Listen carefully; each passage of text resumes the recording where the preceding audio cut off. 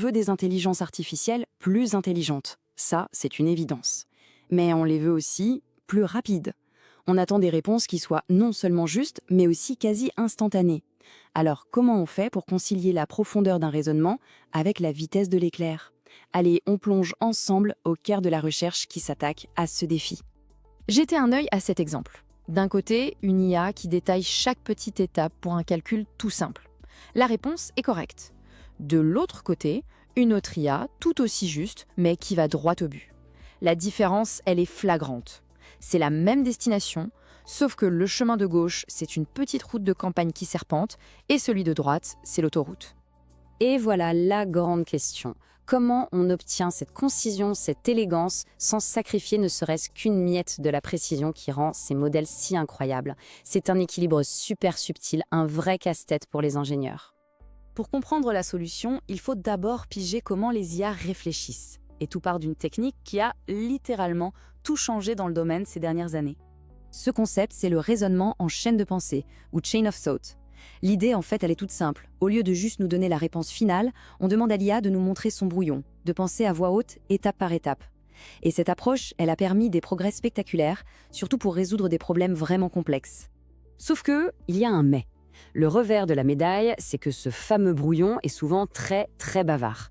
L'IA se perd en explications, en reformulations, bref, en trucs inutiles. Et chaque mot, chaque jeton, comme on dit dans le jargon, eh bien ça a un coût en temps de calcul, et donc en argent. Cette verbosité, c'est vraiment l'ennemi de l'efficacité. Bon, l'idée la plus évidente, c'est tout simplement de demander à l'IA d'être plus brève, non? Eh bien, les chercheurs ont évidemment essayé, et les résultats sont complètement contre-intuitifs. Voilà typiquement le genre d'instruction qui a été testé. C'est direct, ça semble tomber sous le sens. On donne un ordre clair, on fixe une limite chiffrée, on s'attend logiquement à ce que le modèle obéisse et devienne plus efficace. Et pourtant, regardez-moi ces chiffres. C'est là que ça devient fascinant. En lui imposant une limite de mots stricte, bim, la précision chute de 10%. C'est juste énorme. En fait, en la forçant à être concise, on brise sa capacité de raisonnement. L'instruction qui semblait si logique se révèle être une très très mauvaise idée. Alors, si on ne peut pas lui ordonner d'être concise, comment on fait? La solution trouvée par les chercheurs est bien plus ingénieuse. Et si l'IA apprenait à le devenir par elle-même? La méthode se déroule en 3 temps. D'abord, on laisse l'IA explorer librement. Pour un seul et même problème, on lui fait générer des centaines de raisonnements différents. Ensuite, un système automatique fait le tri et ne conserve que les pépites, les solutions qui sont à la fois parfaitement justes et les plus courtes. Et enfin, l'étape cruciale, on réentraîne le modèle, mais uniquement sur cette collection d'exemples parfaits. La métaphore est parfaite. L'IA devient à la fois l'élève qui produit le travail et le professeur qui sélectionne les meilleures copies pour la leçon suivante. C'est un cycle d'auto-amélioration, une sorte de distillation de sa propre intelligence pour n'en garder que le meilleur. D'accord, l'idée est élégante. Mais est-ce que cette méthode d'auto-entraînement fonctionne en pratique? Accrochez-vous, les résultats sont assez spectaculaires. Voici un avant-après qui parle de lui-même. À gauche, la réponse initiale, où l'IA explique ce qu'elle va faire avant de le faire. À droite, le même modèle, après son auto-entraînement. Fini le blabla. Les calculs sont directs, la logique est implacable, le chemin est une ligne droite. Et cet exemple, ce n'est pas une exception. Les données le prouvent de manière éclatante. En moyenne, la longueur des raisonnements est réduite de 40%. 40%, c'est un gain d'efficacité massif. Et le plus fou, c'est la précision. Elle ne bouge quasiment pas.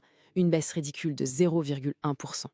On a le beurre et l'argent du beurre, la vitesse et la justesse. Mieux encore, l'IA n'est pas devenue bêtement courte. Elle est devenue judicieusement concise. Elle a appris à adapter son effort. Quelques étapes pour un problème facile et un raisonnement plus détaillé si le problème est vraiment complexe. Elle alloue son temps de cerveau de manière bien plus intelligente. Ce graphique résume tout l'objectif de cette recherche. Le but du jeu, c'est d'aller vers le coin en haut à gauche, un maximum de précision pour un minimum de jetons, donc de coût et de temps. On voit bien que les nouveaux modèles formés avec ces techniques, comme cet exemple Aryabhata 1.0, repoussent ce qu'on appelle la frontière de l'efficacité. Au-delà de la prouesse technique, qu'est-ce que tout cela change concrètement pour l'avenir de la technologie et pour nous? Les implications sont énormes. Ça veut dire des assistants virtuels qui répondent sans latence. Ça veut dire des coûts de calcul qui chutent, ce qui rend ces IA surpuissantes accessibles à plus de monde, pour plus d'usages. Ce sont des outils d'aide au code ou à l'analyse de données qui travaillent plus vite. Mais c'est surtout un pas de géant vers des IA qui ne se contentent pas de calculer, mais qui optimisent leur propre effort de réflexion. On a donc appris à une machine à maîtriser l'art de la concision, à penser efficacement. La question qui se pose maintenant est vertigineuse. Après l'efficacité, quelle est la prochaine qualité humaine encore plus subtile que nous tenterons de lui enseigner? L'intuition? Le bon sens? La discussion ne fait que commencer.